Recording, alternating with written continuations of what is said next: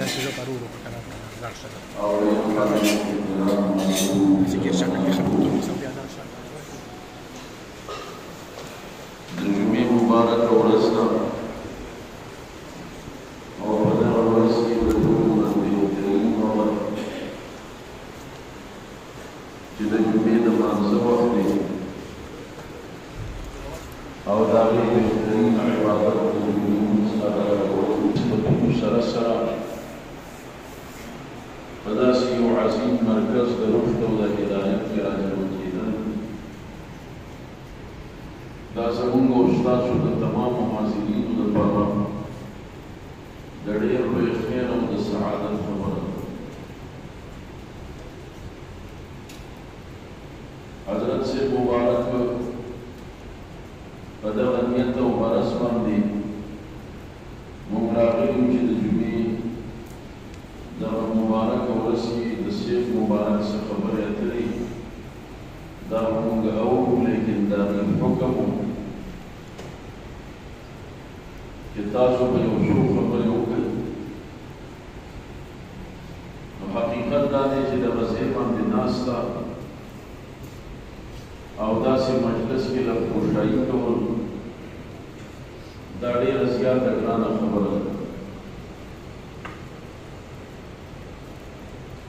الله تبارک وتعالی دې زموږ او ستاسو د عقیدت دا محبت د دغه خپل عظیم د رشد او د هدایت د مرکز سره ورځ په ورځ باندې الله هغې کې مزید ترقي او زیاتوالی موږ او تاسو ټولو ته نصیب کړي. محترمو عزیزانو،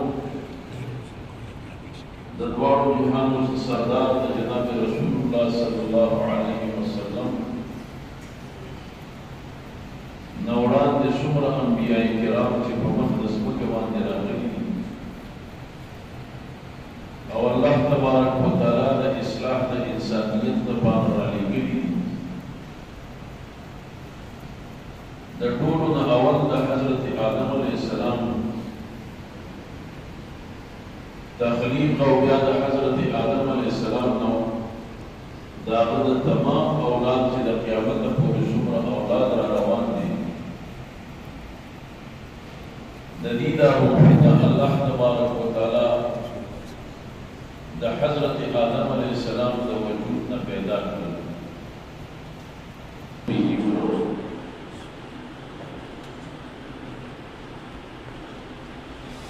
او یو ځای کې الله تبارک وتعالی راجمع کړل چې هغې ته عالم الارواح کړو.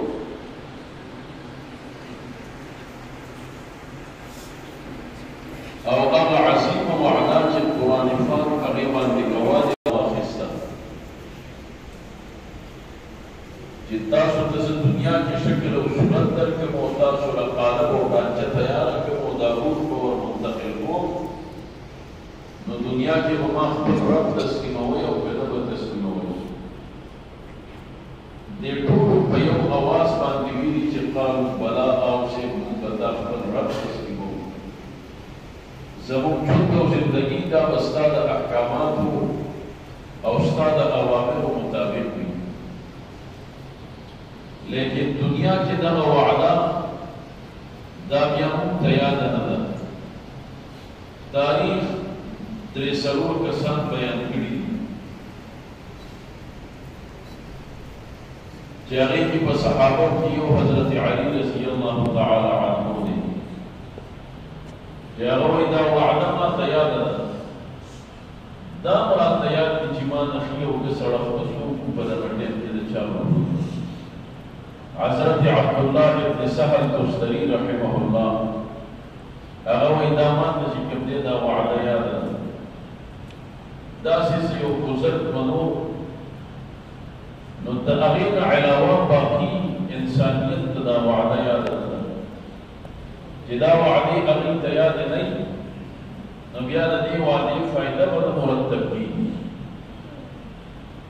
نو الله تعالی موږ ته قرآن کې وایي چې دغه وعده هېروئ به چې د رب سره کړې ده. نو مشکات شریف حدیث مبارک را نقل کړی دی چې دا څومره انبیاء کرام الله په مخ د ځمکې باندې راولېږل د دوی ذمه داري دا وه